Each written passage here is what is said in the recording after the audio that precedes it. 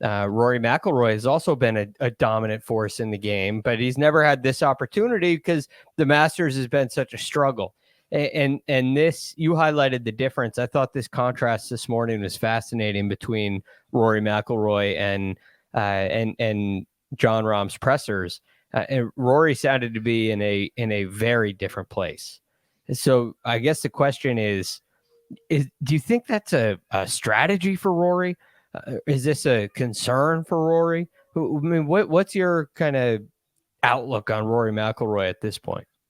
He sounded both like down in the dumps, but also ticked off at the same time. And I kind of liked the ticked off portion of it, although he backtracked towards the end. Someone asked him about the final round there in 2014, kind of being a killer. Is this the most normal podcast? Can you hear us? It's a party in the hotel. Motel, Holiday Inn. I don't know, Patrick. I don't know what he's singing right now, but this is what it's come to. Rick couldn't get his internet working, so he ran down to he ran up. Yeah, He's in the penthouse suite. That's not true. But here we are. We're locked in. Keep going on Rory. I want to hear this, Patrick. Yeah. Okay. I liked how he did sound ticked off, but he backtracked a little bit at the end when someone asked him if he's still capable of kind of harnessing that on the golf course, the final round of the 2014 PGA when, Phil was in the mix, Ricky was in the mix. And he's like, he doesn't think he needs to be successful on the golf course. And he doesn't like living life that way. Rory obviously knows Rory McIlroy a lot better than Patrick McDonald knows Rory McIlroy. But that's surprising. On the off chance he doesn't, I would love to see Rory McIlroy just have an FU attitude. And maybe we saw a little bit of that today. Are you talking about for this week in general, overall? Like what's your, like, what are you talking about here? On the golf course. Like and major week? Sure, let's do it.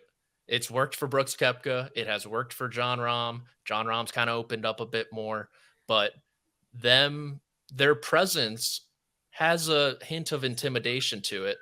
And Rory McIlroy's hasn't for a pretty long time. I think it's interesting because that quote, I tweeted about this, that quote, more than any other quote that he's given in the last, year, I think explains his career, right? Like the persona that he took on in 2014, 2012, whatever, like I'm a badass, I'm going to destroy everybody. That's not really like who he is as a person, right? And I think he found it to be, I think he got to a point in his career where he's like, I don't want to be Tiger, right? Like I don't want to sort of give up my personality and like my joviality to be this like guy that everybody's scared of, because that's not who I am, and I thought that was really interesting. But I think the case for what you're saying, Patrick, the case to be made for what you're saying is what he does at the Ryder Cup. Those weeks are exhausting for him, but he's willing to play this. I mean, think about Hazeltine. He said, I think it was after Hazeltine, he's like, this is like, I don't act like this at home. I'm not like a maniac at home, but for the sake of my team, I know they need me to play this role, and I'm willing to do it for 3 days or for 4 days. And I think that contrasted to what I said earlier about that's not really who he is this sort of tension that he feels every time he plays in a big time tournament. Rick, before we head to a break, is this what Rory McIlroy needs? Did you look at this presser today as a positive or something that was concerning? I think he's trying everything. I think he has tried, hey, I'm going to play my way into a major. Hey, I'm going to rest into a major. Hey, I'm going to say I don't care. Hey, I'm going to say, hey, I care a lot. Hey, I'm going to say if I never win again, it doesn't matter. I think he's trying it all. I don't know if it is working, because I don't think we found the combination yet.